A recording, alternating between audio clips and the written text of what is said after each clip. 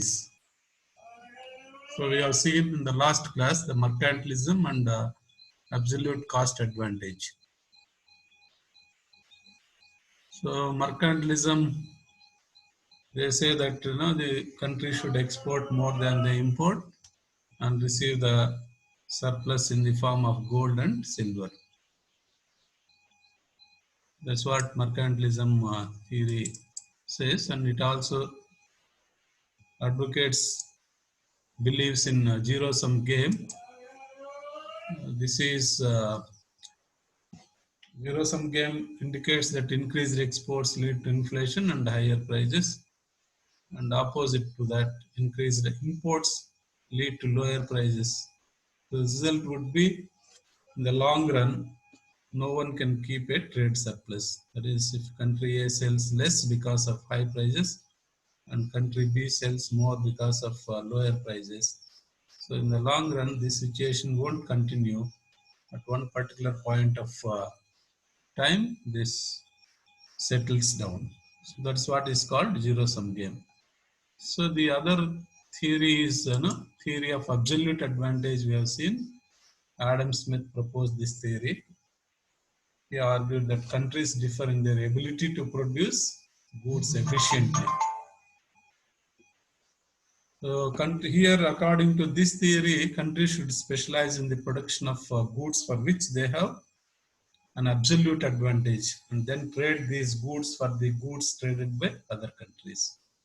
And we have seen in the last class how countries would benefit out of this trade and production possibilities with trade and without trade also.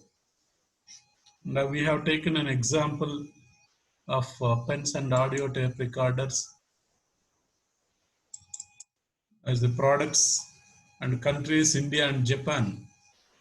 So we have seen that Japan is good at making audio tape recorders and India is good at making pens.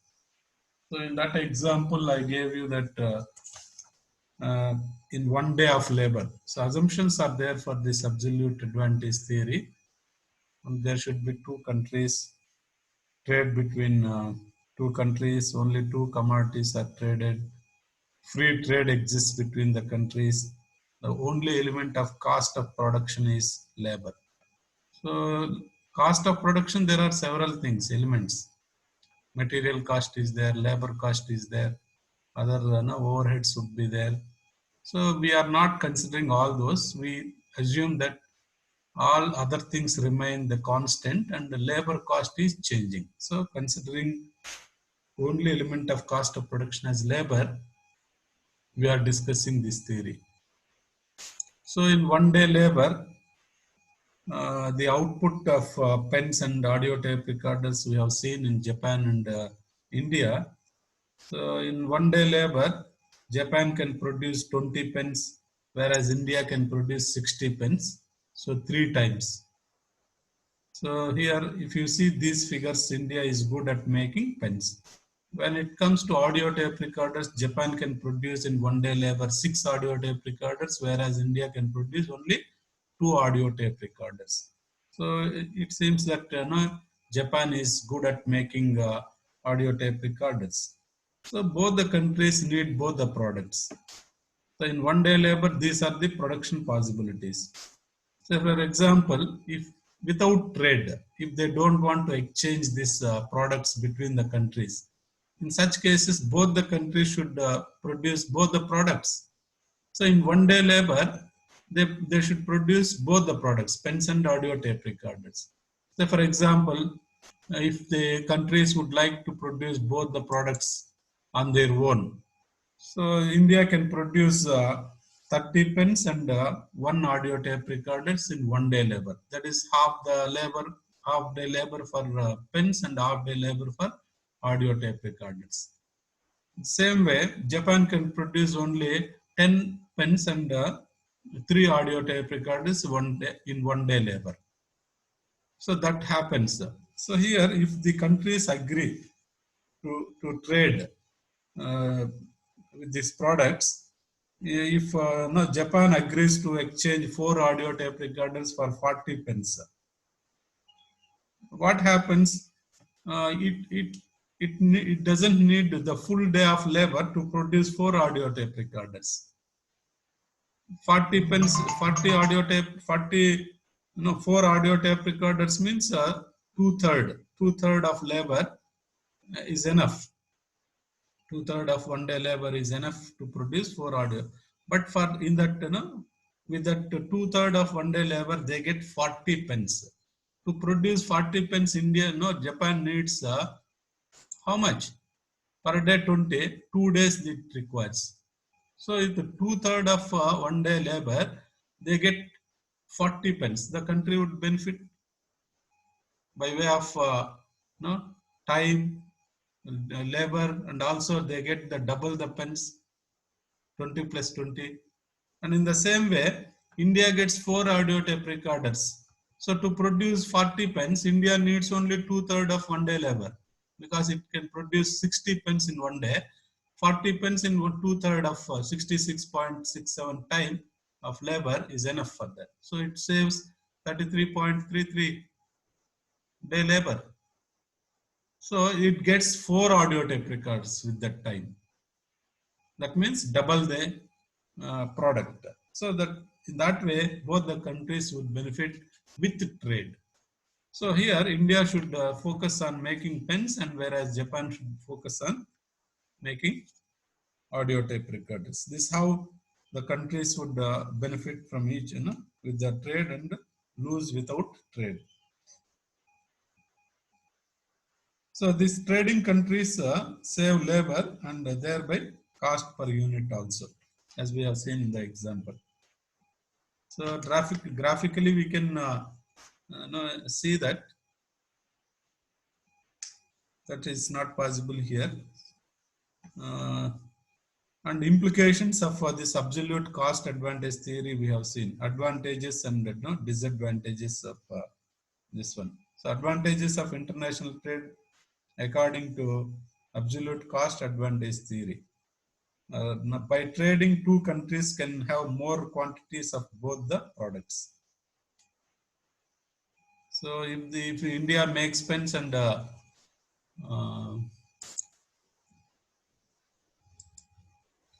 Japan makes audio tape recorders, so both the countries, the trading countries, can have more quantities of both the products. So here Japan is getting 40 pens in the place of 20 pens in one day of labor, whereas India is getting 4 audio tape recorders, 2 audio tape recorders extra than that of its own production.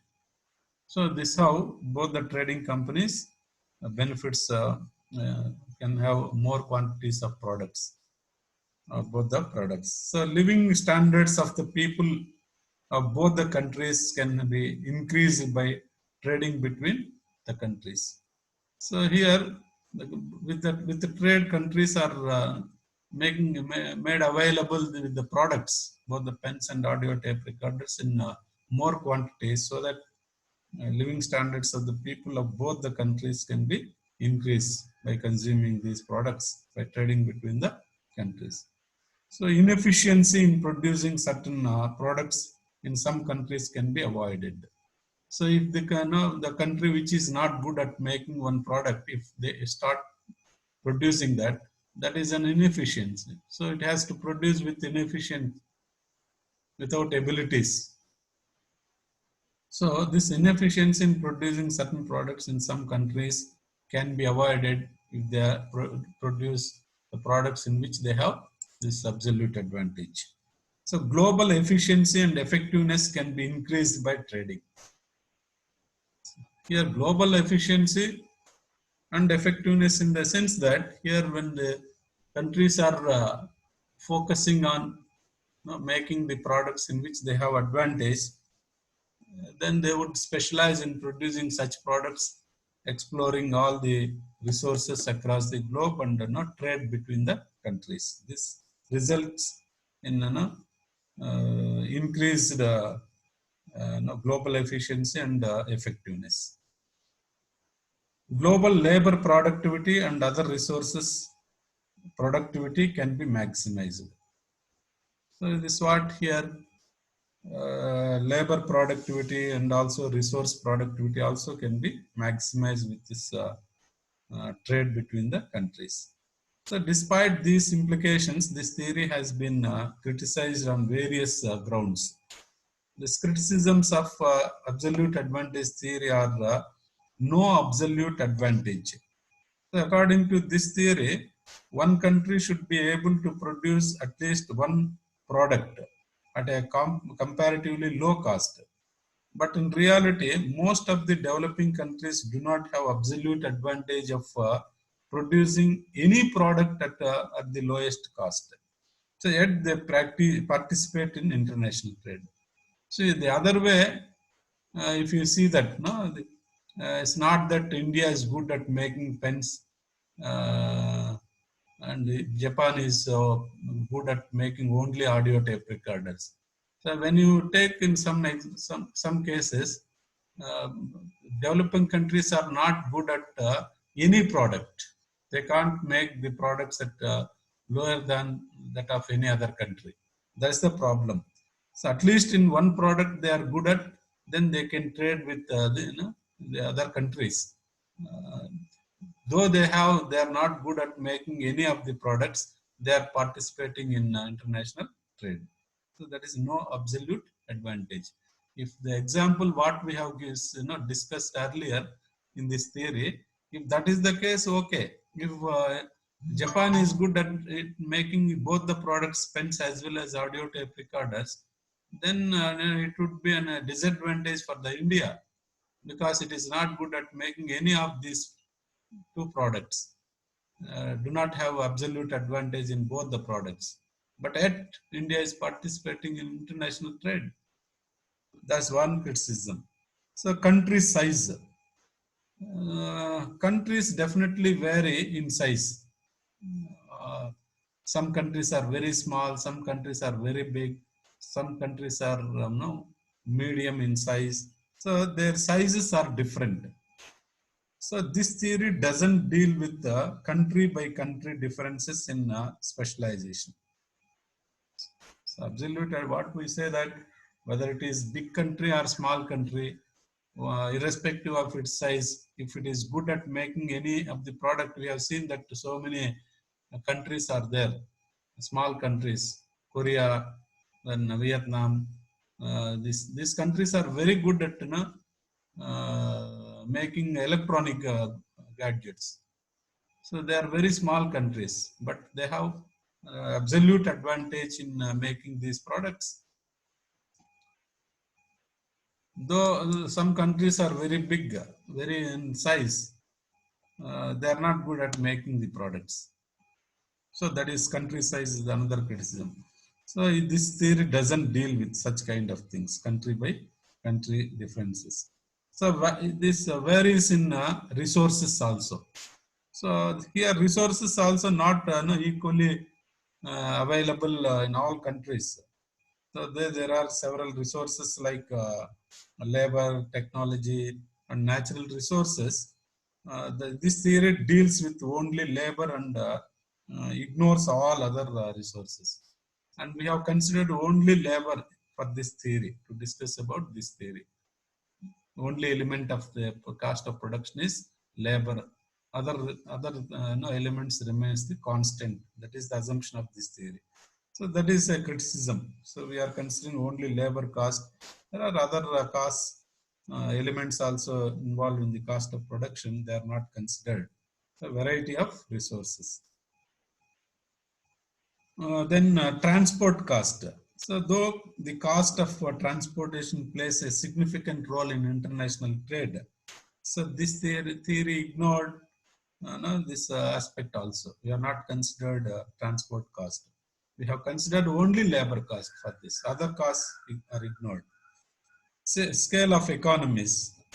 Large scale economies reduces the cost of production and form a part of the absolute advantage. So, but this theory or ignored this aspect also. So no cost, no advantage is considered. Only labor cost is considered for discussing this theory. to see the absolute advantage between the countries. The absolute advantage for many products. Here we have taken only trade between two countries. Only two products are traded like that. But some countries are good at making many products, not one product. So that is another criticism of this theory. So we have considered because trade only two products are traded, no? So many countries are good at making many products. Some countries may have absolute advantage for making for many products. For example, Japan, USA, France, UK, all these countries are good at making several types of products. But this theory does not deal with such you know, situations. So these differences in the absolute cost advantage theory led to the development of other theories. So important among them are is comparative cost advantage theory proposed by David Ricardo. Let us see the theory of comparative cost advantage.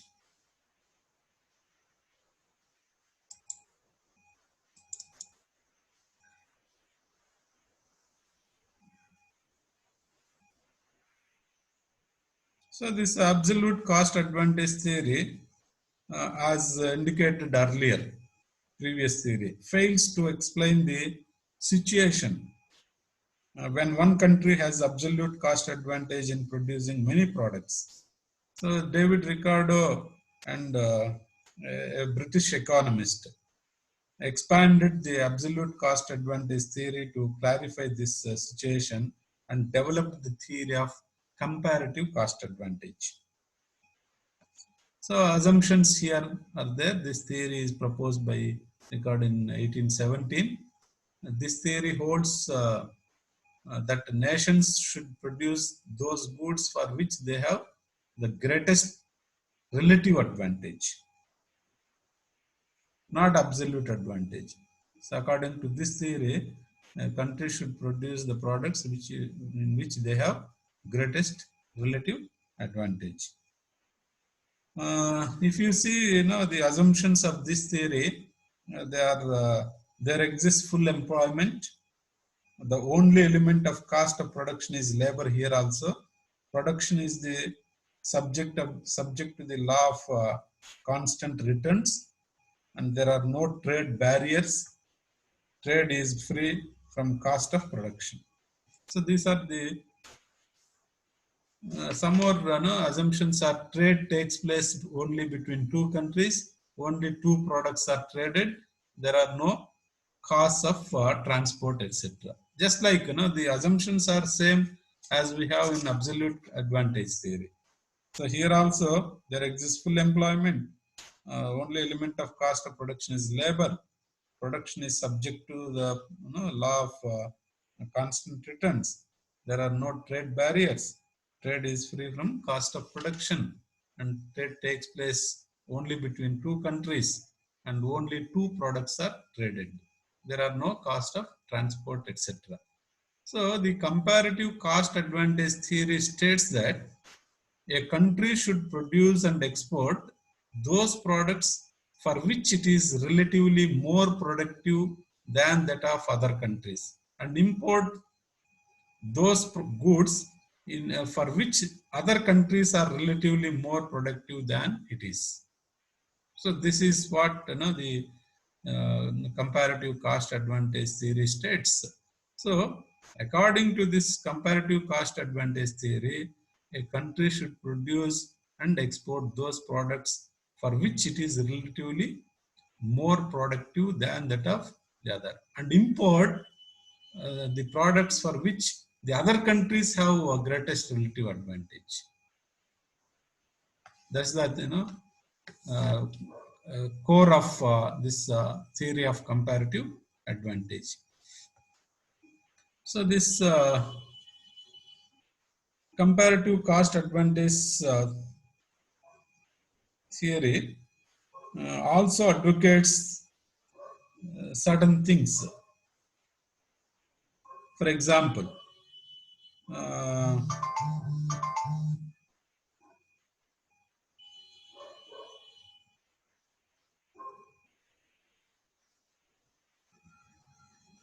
You take some example, India and Japan, which we have taken in the last class as examples, two countries, Japan and India, and also the products, pens and audio tape recorders. So the theory of absolute cost advantage advocates that Japan should previous theory.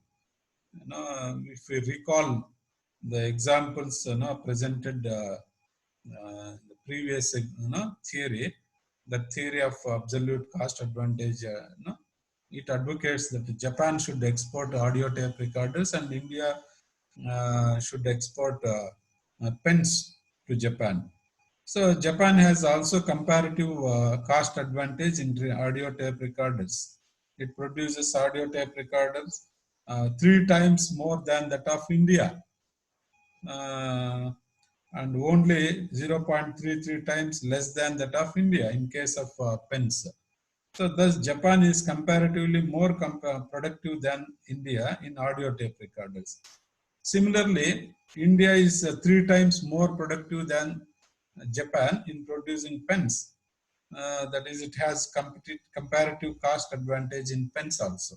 As we have seen in the previous example, 20 pens, 60 pens between Japan and India, and 6 audio tape recorders and 2 audio tape recorders between Japan and India in 1 day labor.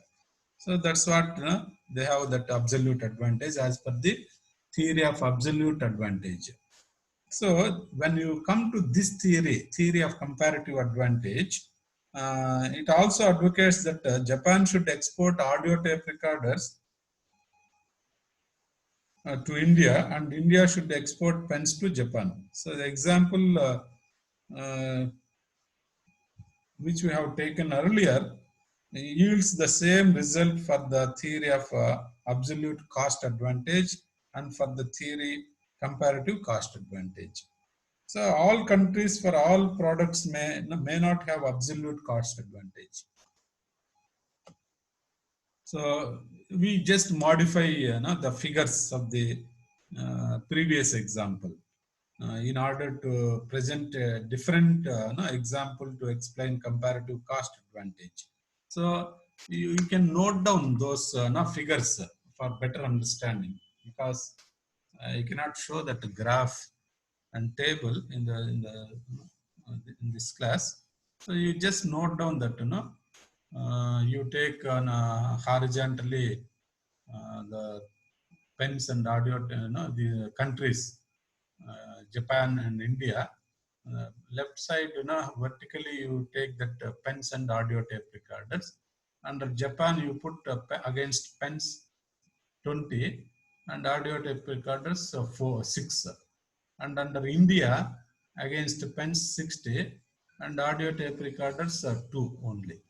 So that is the example. Now we modify these figures between the countries, because all the countries may not have absolute advantage, cost advantage. They differ.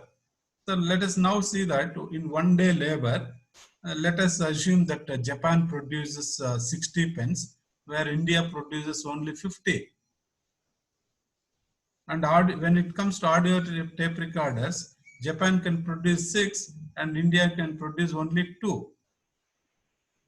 Now, if you see this in both the products, Japan has absolute advantage, 60 pens or 6 audio tape recorders, where India can produce only 50 pens or 2 audio tape recorders in 1 day labor. If you see the figures in both the products, Japan has an advantage.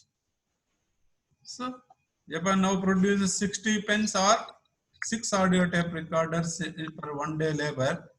Japan now has an absolute cost advantage in both pens and audio tape recorders. For 1 day of labor, Japan can produce 10 more pens. That is earlier, when compared to India, 60 minus 50, 10 more pens when compared to India, and 4 more audio tape recorders when compared to India in 1 day labor, right? Either 60 pens or 6 audio tape recorders. When compared to India, 10 more pens or 4 more audio tape recorders in 1 day of labor. So this is the situation. So Japan is more productive than India in both the products. As such, no trade should take place between Japan and India based on absolute cost advantage theory. So Japan is 3 times better than India in audio tape recorders production and 1.2 times better in pen production. So alternatively, 1.2 times in the sense that 10 more pens, na? You can calculate in that 1.2 times. 60 by 15 to 100, you get the percentage. And if you take it as a fraction, you get 1.2 times. 60 by 15 to 100. Right? 5 by 6 by 5. 1.2 is it? 60 by 50 you take. Don't calculate percentage. Times, when you say how many times Japan can produce pens when compared to India, Japan is 60, India is 50. So 60 by 50, 6 by 5, 1.2. So 1.2 times better in production in case of pens. Alternatively, India is only 0.33 as good as Japan in audio tape recorders production, but 0.83 as good in pen production. So how this is possible? 0.3. Now, in both the products, India is not good when compared to Japan. But here, in case of pens, the difference is only 0.2. Whereas in case of audio tape recorders, it is 3 times, right? 6 by 2. So difference is 1.2. Here 2. 1.2 minus 1. 3 minus 1. So there it is, in case of pens, it is only 0.2, whereas in case of audio tape recorders, the difference is 2. So comparatively, in both the products, we are not comparing with the countries now. If you consider both the products, pens and audio tape recorders, relative advantage, we are looking at the products. So when compared to the audio tape recorders, India is little good in making pens because the difference is only 0.2 when you compare with the Japan. Whereas in case of audio tape recorders, India is behind 2 times when compared to India. Whereas in case of pens, it is only 0.2 times behind. So when it comes to the products, India is relatively good in making pens when compared to the audio tape recorder. So it can produce pens and trade with the Japan. That is the idea of this theory. So in the absence of trade between two countries, the labor of Japan can produce either 60 pens or 6 audio tape recorders, or alternatively 30 pens, that is 50% of labor. Half day ಎರಡು ಮಾಡ್ಬೇಕಂದ್ರೆ ಅರ್ಧ ದಿನ half labour ಪೆನ್ಸ್ಗೆ, half labour audio type ರಿಕಾರ್ಡರ್ಸ್ಗೆ allocate ಮಾಡಬೇಕು. Half day labour ಅಂದ್ರೆ 50% of labour. So 50% of labour ಅಲ್ಲಿ 50% of output ಬರುತ್ತೆ. 60 ಪೆನ್ಸ್ ಬದಲಾಗಿ 1 ಡೇ ಲೇಬರ್ ಅಲ್ಲಿ, ಹಾಫ್ ಡೇ ಲೇಬರ್ ಅಲ್ಲಿ 30 pence. Remaining half day labour for audio type recorders. 1 day labour ಅಲ್ಲಿ 6 audio type recorders, half day audio labour ಅಲ್ಲಿ labor, day of labor, half day of labor, they can produce 3 audio tape recorders. So 30 pens and 3 audio tape recorders. Similarly, India also can produce 50 pens or 2 audio tape recorders in 1 day labor, or 25 pens or 1 audio tape recorder in 1 day labor, if it produces both the products. Now we consider the concept of opportunity cost. By not trading, these two countries, Japan and India, can produce pens and audio tape recorders as we have seen earlier, just discussed earlier. That is 30 pens and 3 audio tape recorders Japan, and 25 pence and one audio tape recorders in case of India. So this is the other way we can put what both the countries have foregone is the benefit of trading. There's opportunity cost. Now, if you see that without trade and with trade, the production possibilities, that is, with the trade, Japan can produce 60 pence and India can produce 50 pence. So without trade, Japan produces 30 pence and three audio tape recorders, right? Without trade, because without trade means there is no exchange between the countries. Each country should produce all the products. I mean both the products without trade. With trade, and the countries produce the products in which they have that advantage. So India can produce pens and Japan can produce audio tape recorders. So these are the production possibilities with and without trade. So if we see like this, with trade and without trade. So with trade, Japan can focus on audio tape recorders, India can focus on pens. Without trade, we have seen that half-day labor for uh, audio tape recorders and half-day labor for pens. So if Japan produces only audio tape recorders and India produces only pens, in which they have a comparative advantage. So Japan produces 6 audio tape recorders and India produces 50 pens. So both the countries get the advantage by doing so and by trading with each other. So the India can produce either 50 pens or 2 tape recorders for one day labor. It doesn't mean that cost of labor of 2 tape recorders is equal to that of 50 pens. Uh, that is 2 equal to, I mean equal to 50 pence, or one audio tape recorder equal to 25 pence. Thus the cost of one tape recorder is 25 pence in India.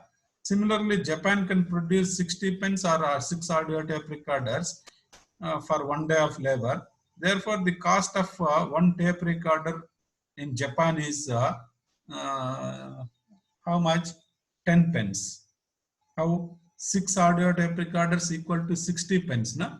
That is one audio tape recorder equal to 10 pence. So this is how. Now in India, one audio tape recorder cost is 25 pence, whereas in Japan, one audio tape recorder cost is 10 pence, if you take like that. So the price of audio tape recorder in India is 25 pence and it is 10 pence in Japan. Suppose Japan offers one audio tape recorder for 17.5 pence. So India would accept the offer and export 17.5 pence to Japan and get one audio tape recorder. Still India benefits 7.5 pence because one audio tape recorder equal to 25 pence, no? In India. So it gets one audio tape recorder from Japan and gives 17.5 pence to Japan. So benefiting 17.7.5 pence. So this offer is beneficial to India as the price of one audio tape recorder is 25 pence in India. So this offer is advantageous to Japan also, as Japan gets 7.5 pence for one tape recorder, that is 7.5 pence extra, because one audio tape recorder equal to 10 pence in Japan, but by giving one audio tape recorder it gets from India 17.5 pence. So additionally 7.5 pence. So Japan also would benefit with this. This is what the theory of comparative advantage says. Now, if you see that the prices without trade, prices with trade, you take Japan, prices without trade, one audio tape recorder equal to 10 pence.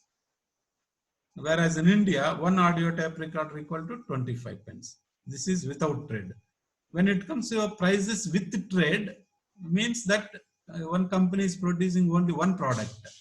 In such cases, price with trade, Japan, one audio tape recorder equal to 17.5. With trend, no, with trade means they give tape recorder and gets pens from India. That is with trade. So in such cases, price with trade, one audio tape recorder equal to 17.5 pence in Japan.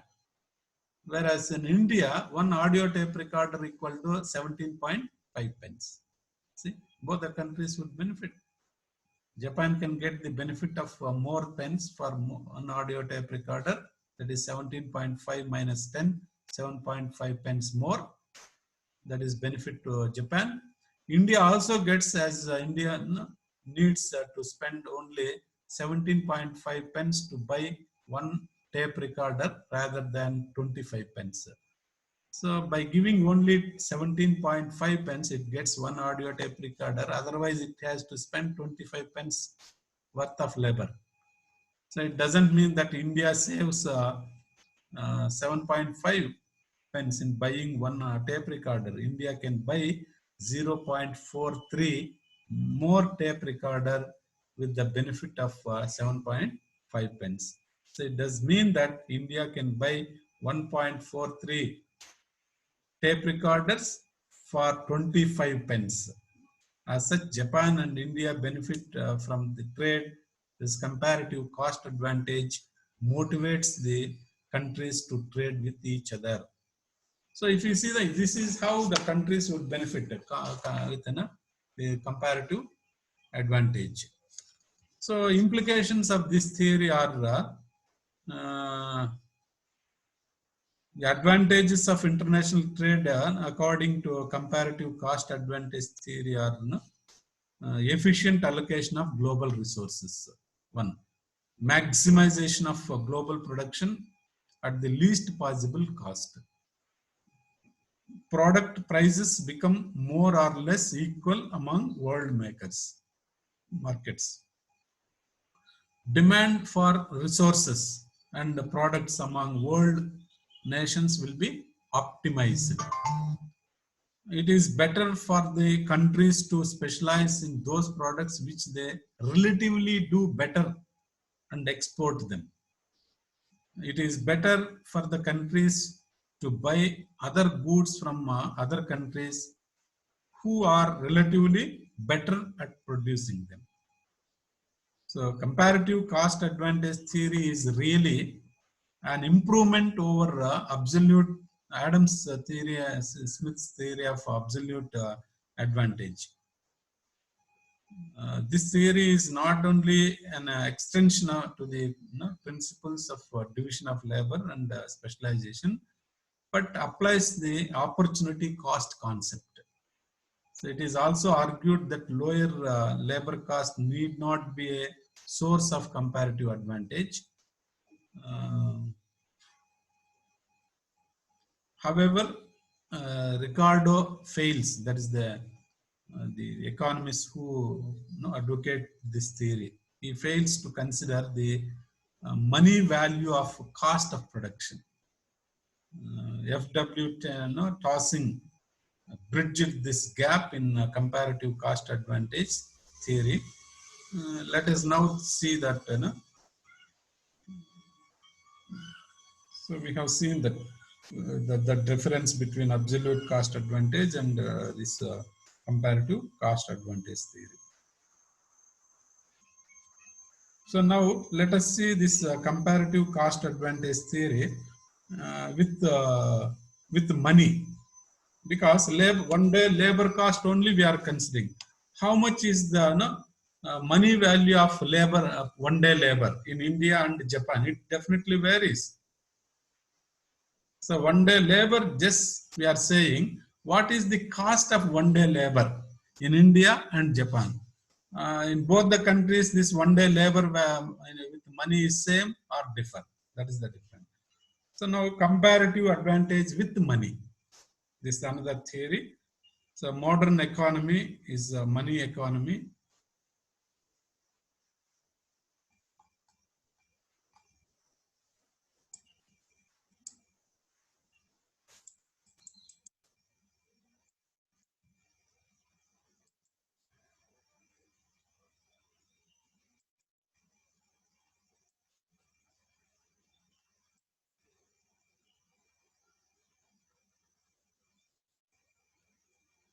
Active endowment.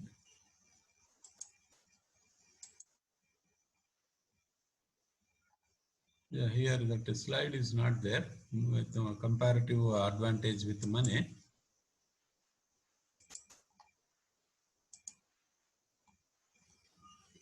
See here, no, this as I told you that modern economy is money-oriented economy, and almost all the transactions takes place in the form of money.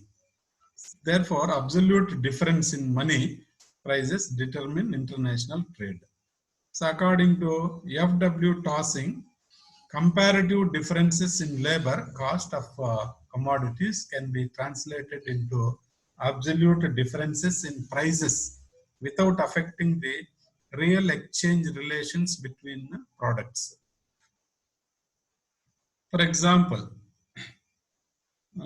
here only the money value changes, not the other things.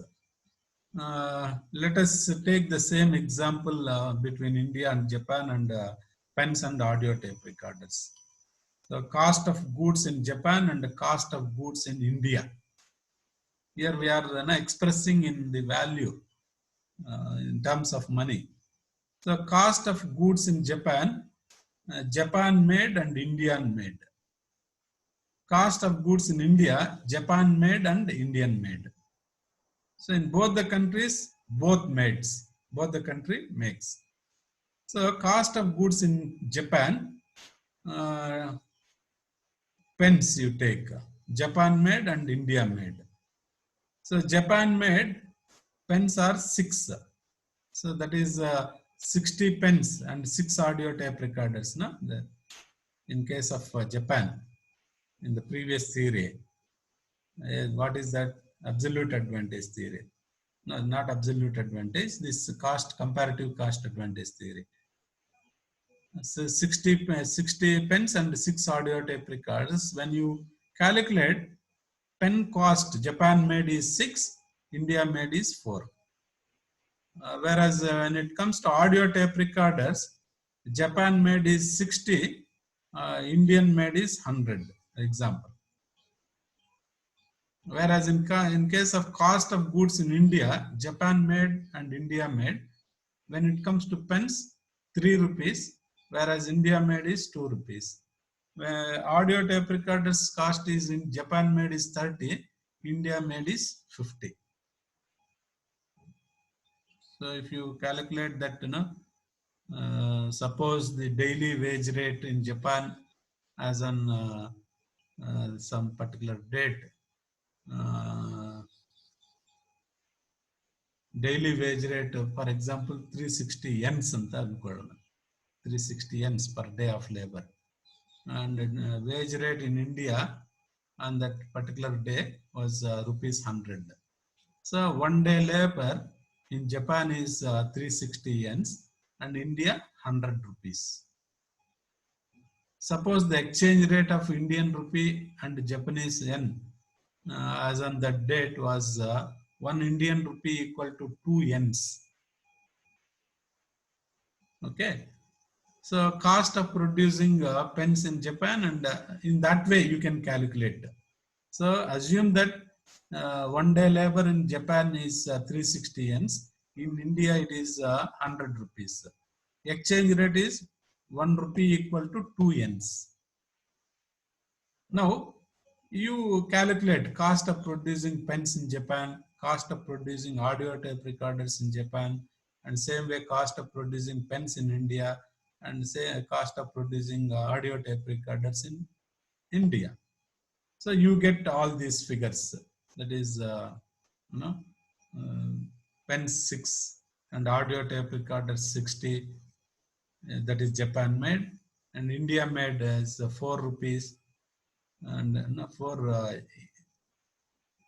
yens we say 6 yens, 60 yens, 4 yens, 100 yens. India made in Japan. In India, as per these calculations, Japan made pens 3 rupees and audio tape recorder 30 rupees. Indian made 2 rupees, 50 rupees audio tape recorder. So like that we get calculations. So in the absence of trade in Japan, one pen cost is well, 6 yens, and an audio tape recorder cost is 60 yens as on a particular date. Similarly, in the absence of trade in India, one pen cost equal to 2 rupees, and one audio tape recorder cost is rupees 50.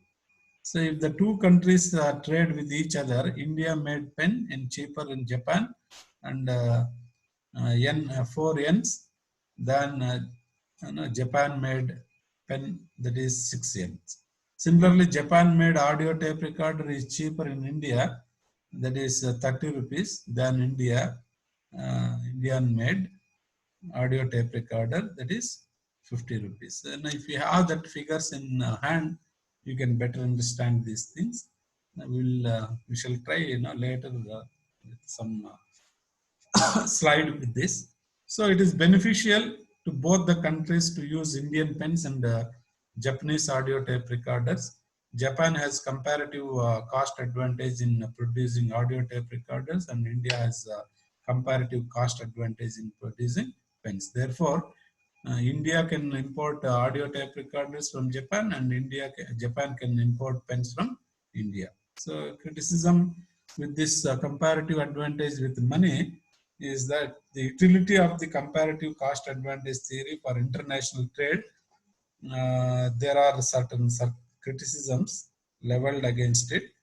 Uh, these criticisms are two countries, because assumptions are two countries, two products, only labor cost is the element, like that. So assume that two countries participate in international trade, but in reality, more than two countries participate in international trade.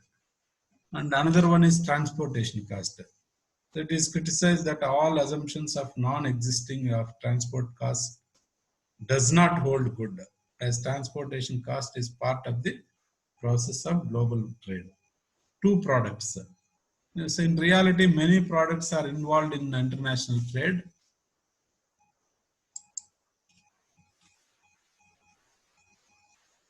As such, the assumptions of existence of two products does not hold good. Full employment. So the assumptions of full employment of resources is not a valid assumption, as unemployment of resources is a normal feature in many countries. That is also one of the reason for criticism. So economic efficiency. So the goal of the nation is international trade is not necessarily economic efficiency. The other goals, including helping the poor nations, trading with friendly nations, all these are there. And division of gains also. Though the comparative cost advantage theory indicates that international trade provides gains to the trading nations, it doesn't provide the ratio at which the gains are shared between the trading nations. Mobility is another criticism. So it is criticized that this theory does not consider the mobility of resources internationally. But globalization of economies provide for the free movement of all resources internationally. So another criticism is services.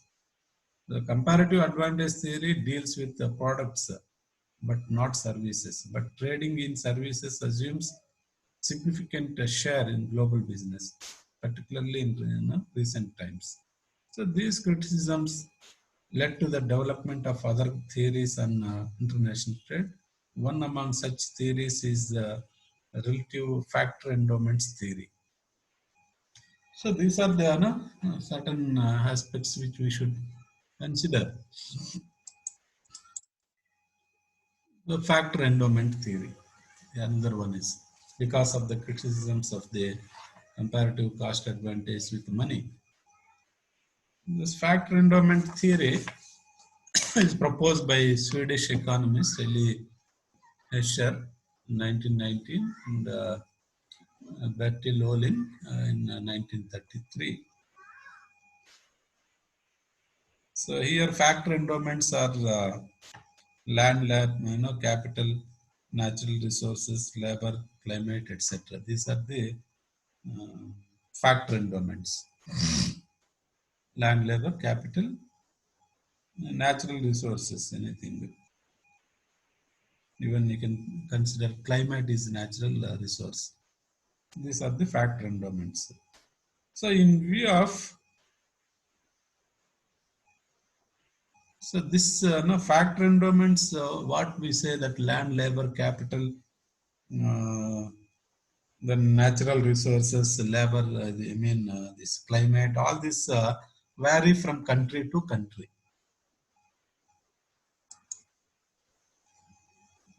So in view of the criticism, cost against comparative advantage theory, the question pointed out by many ways. How do the countries acquire comparative advantage? Here, Eli Heckscher and Bertil Ohlin, both are the Swedish economists, they developed the theory of relative factor endowments to answer this question. Factor endowments are, as I told you, land, labor, natural resources, labor, climate, etc. The observations made by these two economists include factor endowments vary among the countries. For example, the USA is rich in capital resources. India is rich in labor. Both are factor endowments. So USA is good in capital, I mean rich in capital, whereas India is rich in labor. Saudi Arabia is rich in oil resources. South Africa and other countries, Papua New Guinea, they have gold mines. That's also a natural resource. So these are the, this how factor endowments vary among the countries. These are some statistics. So according to these economists, Heckscher and Ohlin, if labor is available in abundance in relation to land and capital in a country, the price of labor would be low and the price of land and capital would be high in that country. So the vice versa is also true in those countries where land and capital are available in abundance in relation to labor. So the cost of fund is less in US and the cost of labor is very low in India. This is what it says. So these relative factor costs would lead countries to produce the products at low cost. Now, why many rich countries are shifting their manufacturing facilities to uh, developing countries like India and the other Asian countries? Because labor cost is very low in these countries because of that reason. So countries have comparative advantage based on the factors endowed and in turn the prices of the factors. So countries acquire comparative advantage in those products for which the factors endowed by the country concerned are used as inputs.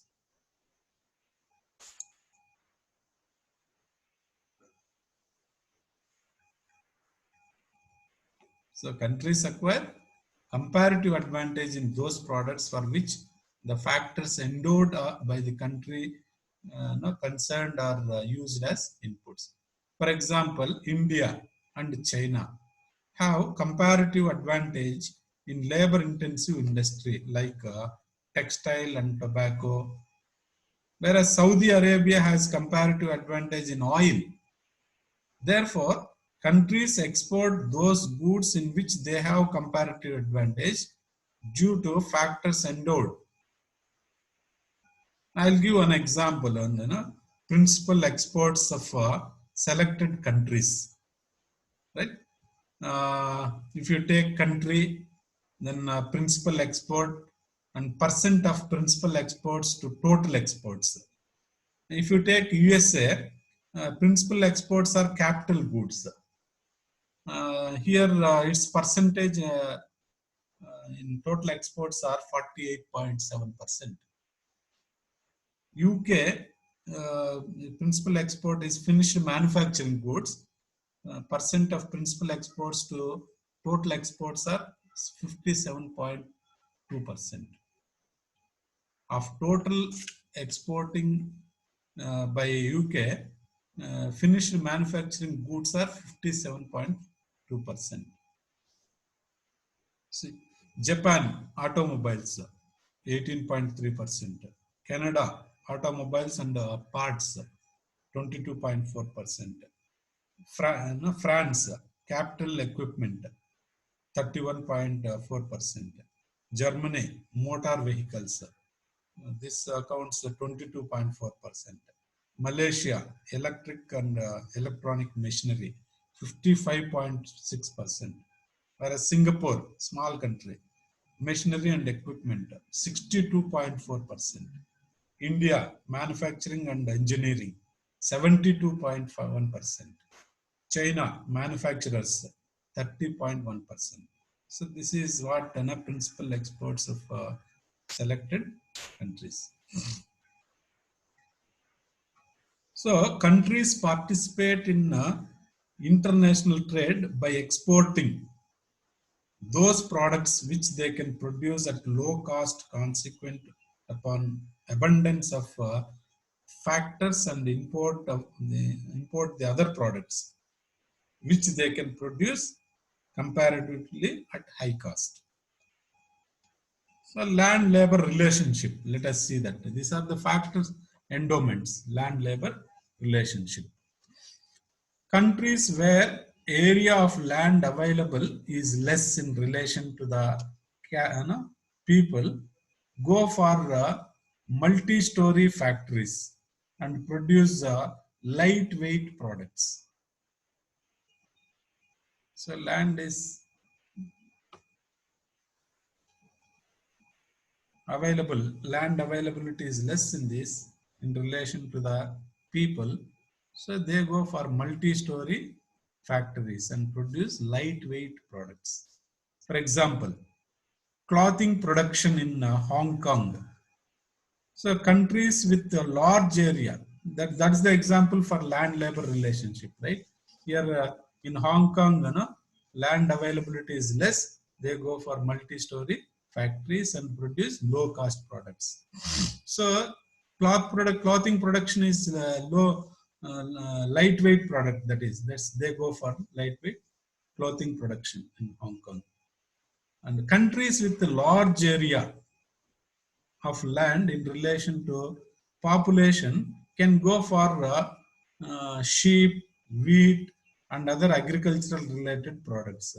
Examples we can say take Canada, Australia, India. Vast area is there, land availability is more, so they go for this kind of agricultural related products.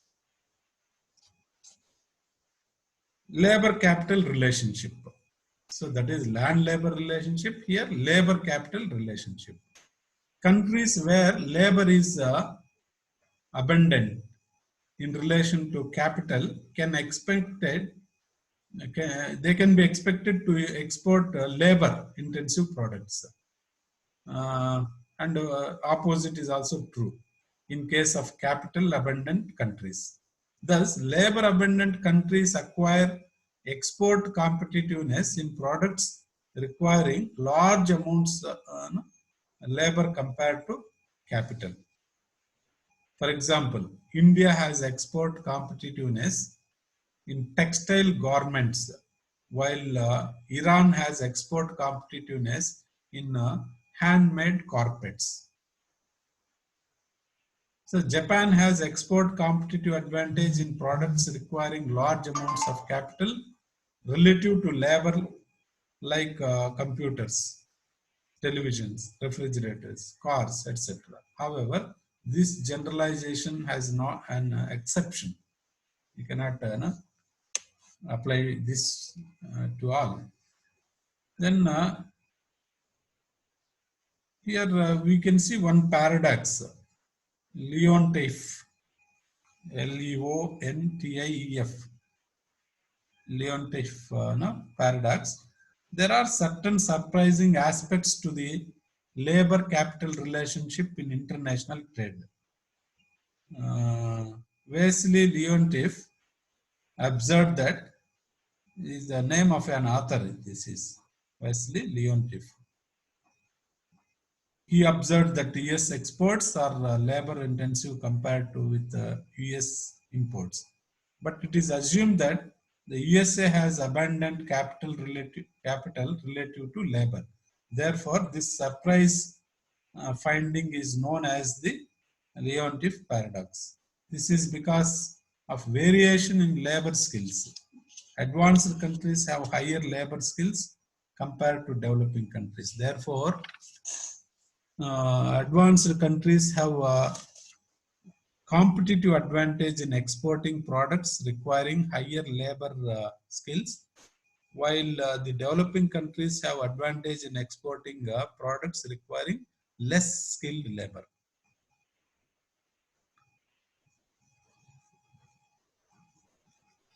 So technological complexities is another aspect to discuss in this theory. So technological advancements made it possible to produce products in different methods. For example, Canada. So Canada produces wheat with more machines, and India produces mostly with labor. In addition, industries locate different production processes in different countries in order to reduce cost of production. So it all depends upon the technology. So in Canada, they use more machines in producing wheat, and India we produce with labor. So this theory explains relative advantage of the countries based on the factor endowments. Thus, the theories discussed so far, whether it is mercantilism, absolute cost advantage, comparative cost advantage with money, all those are country-based theories rather than firm-based theories. So now let us discuss the firm-based theories. Firm-based theories include country similarity theory, product life cycle theory, global strategic rivalry theory. These are firm-based theories. So these are some of the theories that are factor endowment theory we have seen. So we shall discuss this firm-based theories like product life cycle, country similarity, and global strategic theories, and strategic rivalry theories in the next class. So Ajita, Yes, sir. yeah, you